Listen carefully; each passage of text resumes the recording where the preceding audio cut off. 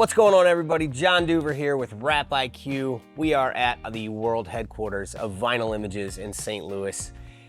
What we're gonna do today is we're gonna talk about our pre-plan when we're wrapping.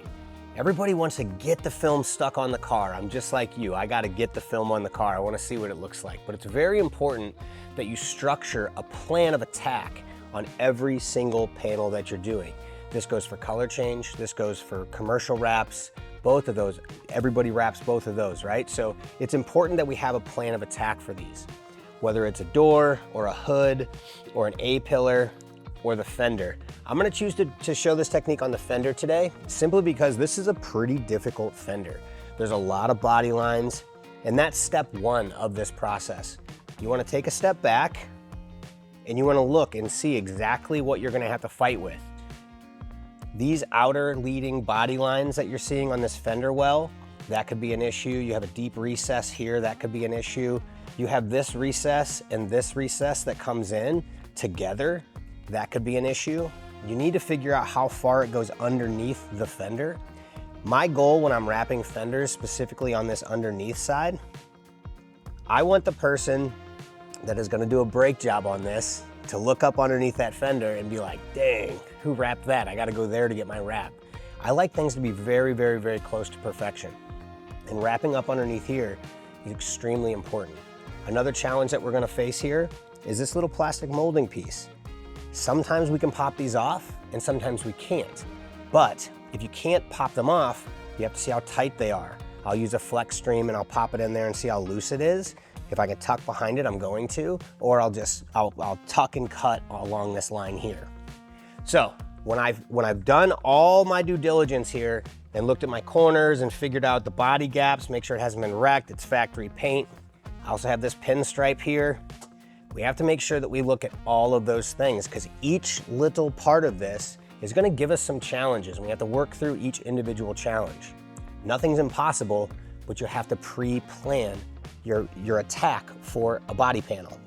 So the first thing I look for when I'm wrapping, I wanna find what I consider my happy line.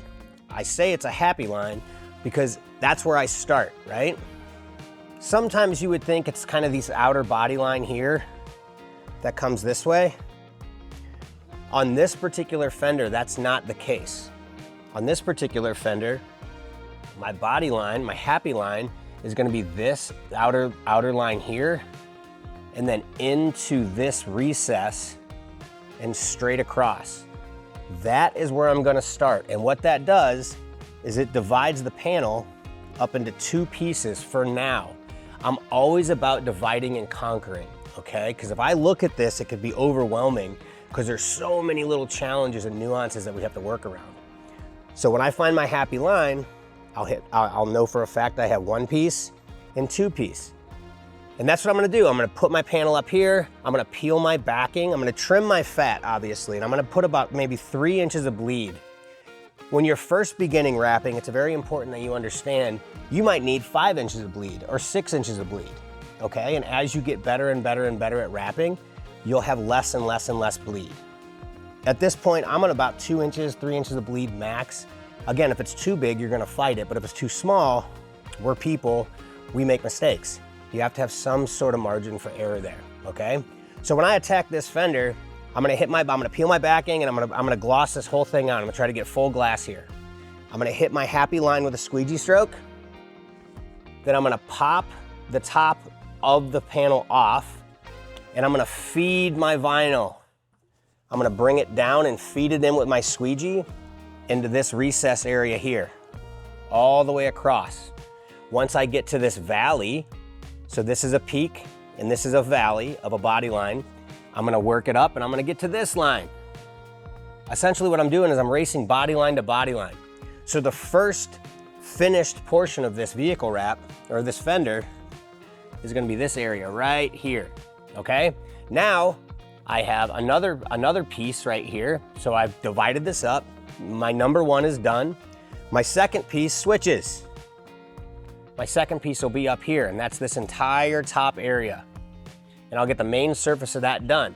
The reason I work from the happy line and finish the top first is because gravity helps me out here. I like this. I can reach under here and pop this off. It's no big deal, okay? So if the number 1 is done and now number 2 is done, I'm gonna work to number 3.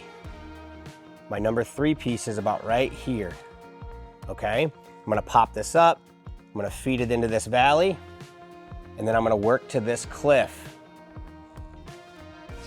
This is actually pretty recessed as well. So if I pull my panel forward, I might use the palm technique. This is not very deep of a valley. So I might use my palm technique where I'm coming down into here with my wrap glove ghost and get that done. So now I have 1, 2, 3, 4, and 5 pieces in my head. Next thing I'm gonna do is, here's a nice little body line here. I'm gonna work this piece. That's number 6. And then finally, I'll work this piece, which is number 7.